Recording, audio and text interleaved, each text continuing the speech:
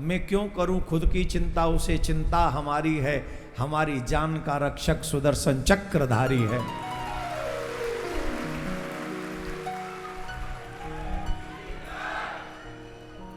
जितने भी सनातनी हमारे शिष्य हैं, बस एक माला कर दिया करो कि गुरुजी जब तक रहें तब तक सनातन की सेवा करते रहें, बस इतना काम तुम करो, बाकी का ठाकुर जी अपने आप संभाल लेगा, और किसी की आवश्यकता नहीं। पर धर्म की रक्षा छोड़कर भी जीवित रहें तो वो क्या जीवित रहना? ऐसा कोई जीवन नहीं जो धर्म के बिना और हमारे धर्म का ह्रास होता रहे और हम आनंद से बैठे रहे, ऐसा नहीं। तो आप सबसे हमारा निवेदन है, इसी कार्य को आप लोग सभी आगे बढ़ाएं, सब घर घर में सनातनी बनाएं। बोलो राधे राधे। ऐसे नहीं, जोर से बोलना पड़ेगा, और जोर से बोलना पड़ेगा। अपने धर्म की रक्षा, अपने संस्कारों की रक्षा, अपने देश की रक्षा करने का दायित्व हम सबका है, हम सबका है, अवश्य ये करना चाहिए। अभी हम आपको कुछ विशेष बातें बता देते हैं, आपके नित्य घर में काम आने वाली बातें बता देते हैं। बताएं, कथाक्रम प्रारंभ करें उससे पहले कुछ अच्छी बातें बताएं आपके लिए। सुनोगे तो शांति बनाओगे। जो लोग अपने घर में बहुत ज्यादा लक्ष्मी प्राप्त करना चाहते हैं, जो कि पैसे से तो पेट भरता ही नहीं है किसी का, करोड़ों रुपए बैंक में भरे पड़े पर फिर और चाहिए इनको, नीयत नहीं भरती ना, पेट नहीं भरता। इच्छाएं तो पूरी हो रही हैं, भगवान कर ही रहा है, जरूरतें पूरी हो रही हैं, इच्छाएं नहीं हो रही। तो सुनिए,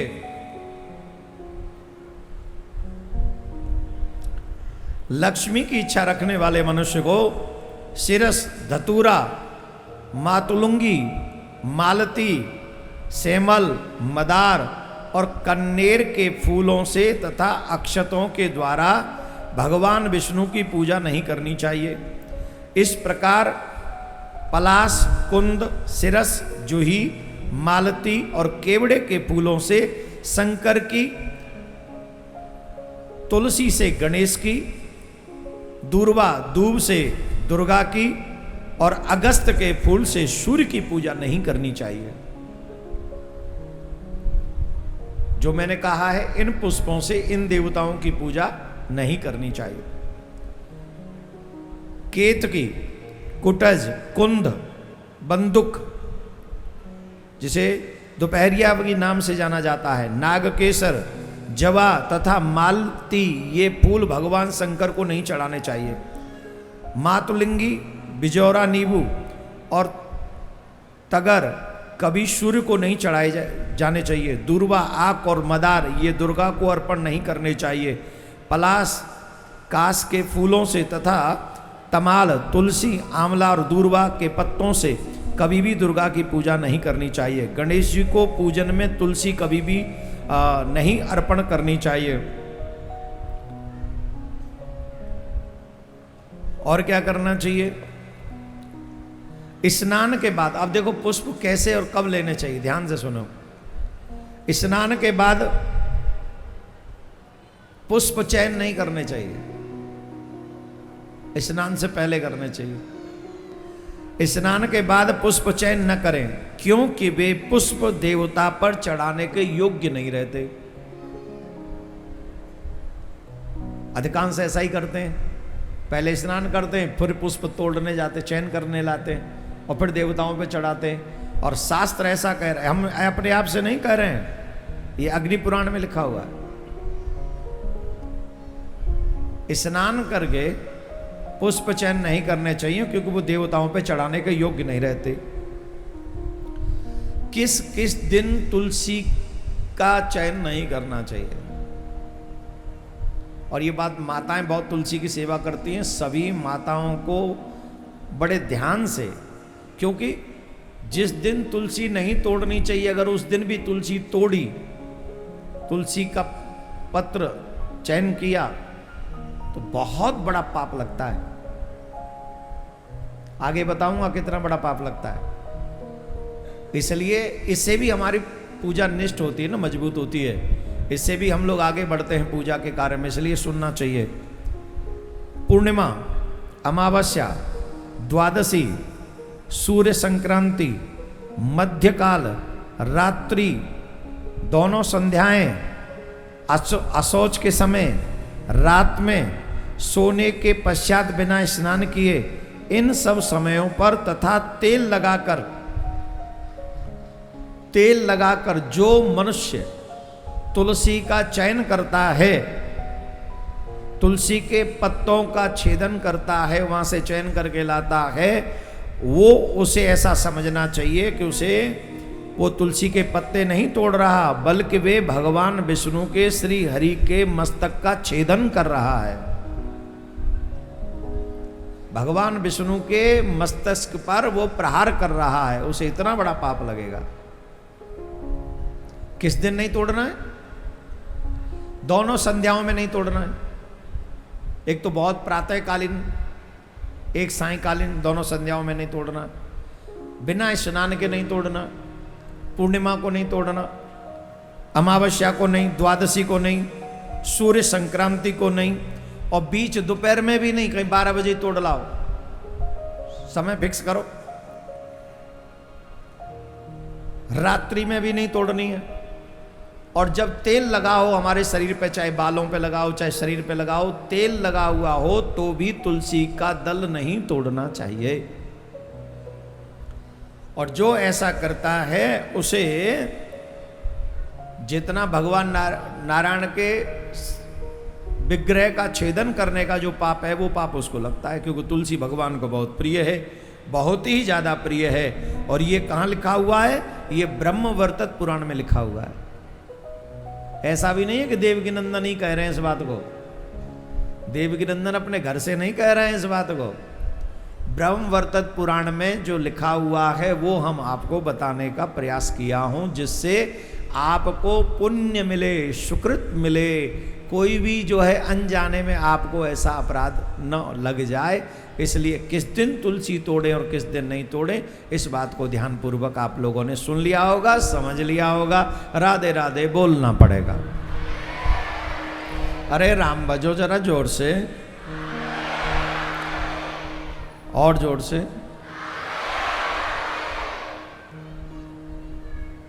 भगवान गोविंद की पावन कथा राजा परीक्षित मन लगाकर श्रवण कर रहे हैं। परीक्षित जी जब कई दिन हो गए कथा होते होते, सुखदेव जी ने कहा, राजन मैं देख रहा हूं तुमने जिस दिन से कथा प्रारंभ हुई है अभी तक जल की एक बूंद भी नहीं ली है। जो यहां पे मैं देख रहा हूं ना, पहले दिन से कई प्रॉब्लम मुझे दिखाई पड़ती है। जल फेंका जा रहा है, पिया जा रहा है, लाया जा रहा है। कथा का नियम सुनो कैसा है। सुखदेव जी कह रहे हैं कि भाई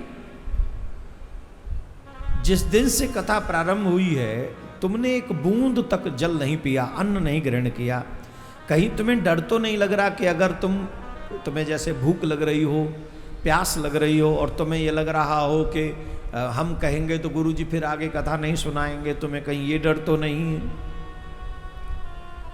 ऐसा नहीं है, हम थोड़ी देर के लिए कथा को विश्राम दे देते हैं। तुम जल ग्रहण करना चाहो कर लो, भोजन करना चाहो, अन्न ग्रहण करना चाहो तो कर लो। और तुम ये भी मत सोचना कि गुरुजी भी नहीं ले रहे हैं तो हम ही क्यों लें।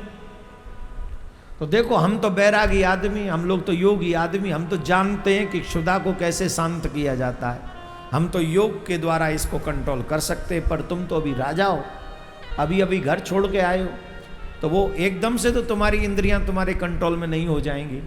इसलिए तुम भय मत करो, संकोच मत करो। तुम्हें अगर भूख प्यास लगी हो तो बता दो, थोड़ी देर के लिए कथा को विश्राम दे देंगे। पहले कथा 2 समय होती थी, सुबह 8 बजे से लेके दोपहर के 12 बजे तक, और फिर 2 घंटे के लिए विश्राम देते थे, 1 घंटे के लिए विश्राम देते थे, फिर 2-2:30 बजे से फिर शुरू करते थे। तो वो विश्राम किसके लिए होता था? कुछ थोड़ा बहुत खा लो, थोड़ा बहुत जल पी लो, और फिर हाथ मुंह धो के बाथरूम वगैरह हो के फिर बैठ जाओ, और फिर जब तक 5-6 बजे तक कथा चले फिर सुनो। लेकिन जब तक कथा चले न तो कुछ खाओगे न कुछ पियोगे, शांति से फिर कथा सुनोगे। तो राजा से कहा सुखदेव मुनि ने, हम थोड़ी देर के लिए कथा में विश्राम दे देते हैं, तुम चाहो तो कुछ ग्रहण कर लो। तो राजा कोई साधारण तो थे नहीं, भगवान श्री कृष्ण से उनका संबंध है। ध्यान से सुनना मेरे भाई बहन, जिन लोगों को भगवान से प्रेम हो जाता है, श्री कृष्ण से प्रेम हो जाता है, वो सब कुछ छोड़ सकते हैं, पर भगवान की कथा नहीं छोड़ सकते। वो सब छोड़ देंगे।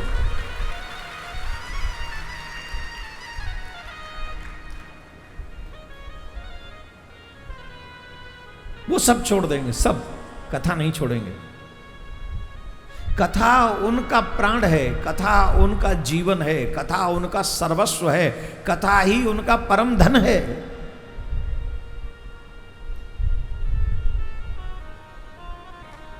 वो सब के बिना रह सकते, कथा के बिना नहीं। और जो कृष्ण भक्त बनते हों और जिनको लगता हो कि हमें कृष्ण भक्ति करनी है और फिर वो कथा के बिना रहें, तो समझना कि अभी प्रेम अधूरा है। एक क्षण की भी कथा नहीं छूटनी चाहिए। ये थोड़ा सा इसको थोड़ा कर दो, माइक की आवाज सुनते रहोगे पर करोगे नहीं कुछ। तुम्हें क्या हो गया? थोड़ा सा नीचे, बस अब नहीं आएगी इसमें।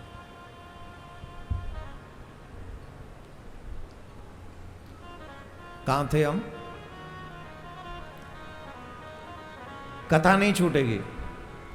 ये कथा ही एक ऐसा विषय है जो भगवान की तरफ हमको खींचता है। देखने और सुनने का बहुत बड़ा अंतर होता है जीवन में, बहुत इफेक्ट होता है। जो भी हम देखते हैं, जो भी हम सुनते हैं, इसका डायरेक्ट इफेक्ट हमारे जीवन में होता है। हमारे बच्चे युवान फिल्में देखते हैं, डायलॉग्स सुनते हैं। कितने बच्चे ऐसे हैं जो हीरो हीरोइन बनने के लिए, एक्टिंग करने के लिए बिना माँ बाप को बताए मुंबई भाग जाते हैं। किसका इफेक्ट है वो? बताओ,